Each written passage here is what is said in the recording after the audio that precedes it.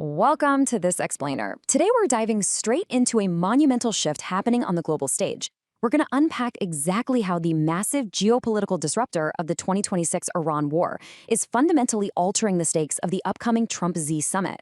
What was honestly supposed to be a fairly straightforward diplomatic meeting between the leaders of the world's two largest economies has been completely derailed. It's been transformed by a full-scale crisis in the Middle East. So we're going to break down how this conflict has triggered a staggering global energy shock, how it's actively fostering a strategic tag team between China and Russia, and why the entire rules-based international order might literally be sitting on the negotiating table in Beijing. So here's our roadmap for today. We'll start with the Trump-Xi summit, then move on to the global energy shock, explore the Russia-China axis, and wrap up with the diplomatic chess match itself.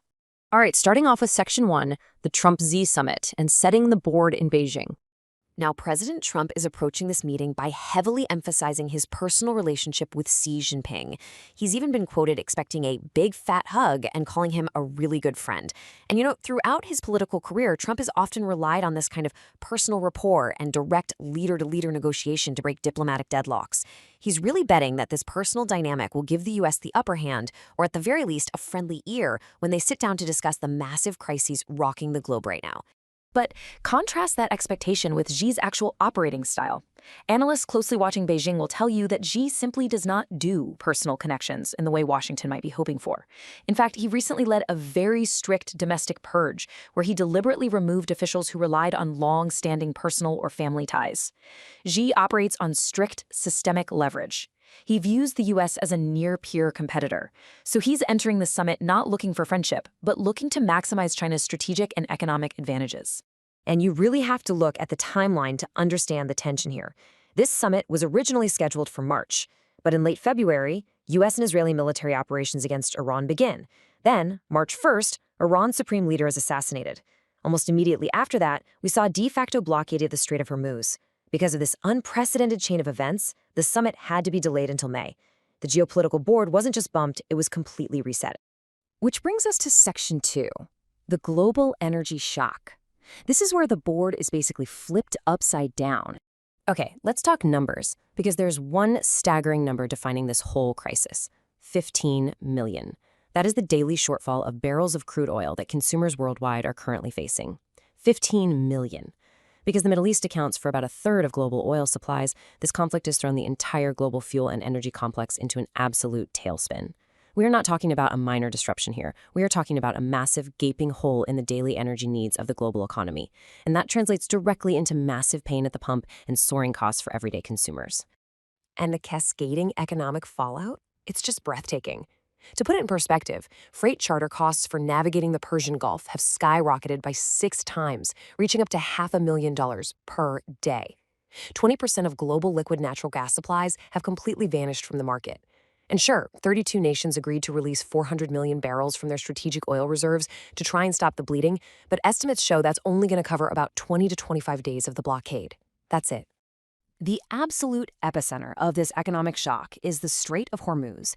Iran's Revolutionary Guard has essentially blocked commercial transit through this vital choke point. To understand the gravity of that, just remember that 1/5 of all global oil and LNG supplies must pass through this specific waterway. With those supplies trapped, it is severely crippling global supply chains. It's damaging agricultural production because fertilizer prices are just soaring, and it's driving incredibly intense worldwide inflation. This de facto blockade has placed immense economic pressure on Washington right before Trump meets with Xi. Moving on to Section 3, the Russia-China axis, and their tag team strategy. So both of these nations are criticizing the U.S., but watch how they're playing this. It's a perfectly coordinated, contrasting routine. Russia is playing the fiery provocateur. Moscow is bogged down in Ukraine. They have very little to lose in the Middle East, so they immediately went on the offensive, condemning the U.S. for political assassination and unprovoked aggression. China, on the other hand, relies incredibly heavily on energy from the Gulf, so their messaging is much more measured. They're walking this careful diplomatic tightrope, defending Iran's sovereignty, sure, but simultaneously defending the security of their Gulf state partners and emphasizing regional stability. But despite those different tones, both nations are totally united in framing the U.S. actions as a violation of international law. As the Chinese Foreign Ministry put it, they view unilateral military strikes without UN Security Council authorization as a dangerous regression. They're using this narrative to warn the globe against a return to the law of the jungle, actively portraying Washington's actions as a primary threat to global peace. Because together, Moscow and Beijing share a much broader strategic aspiration here, using the Iran crisis as a sledgehammer against the Washington-led international system. They immediately called for emergency UN Security Council meetings. They're actively coordinating their messaging to undermine the US-led rules-based order and promote a multipolar world alternative. Basically, a world where unilateral military actions by the US are universally rejected. And while Russia plays the provocateur, China is seizing the opportunity to step in as the global mediator. Look at their playbook. First, they issued immediate, loud calls for a ceasefire. Second, they deployed their special envoy to conduct extensive shuttle diplomacy across the Middle East. Third, they announced emergency humanitarian aid to Iran, Jordan, Lebanon, and Iraq. China is explicitly presenting itself as the responsible, stabilizing peacemaker, drawing a very deliberate contrast to the U.S.'s military involvement. And that sets the stage perfectly for Section 4, a diplomatic chess match with incredibly high stakes in Beijing. Washington is walking into this room with a massive vulnerability. The U.S. absolutely, urgently needs the Strait of Hormuz to reopen. They have to relieve this devastating global energy crunch and curb inflation.